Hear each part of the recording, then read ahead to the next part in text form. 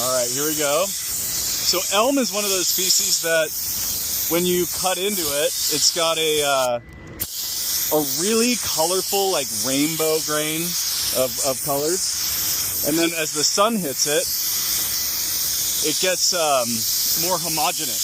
So the grain will become very dark, darkens up a lot. So you can see all these different colors. And in a matter of minutes, it'll become a more consistent brown color.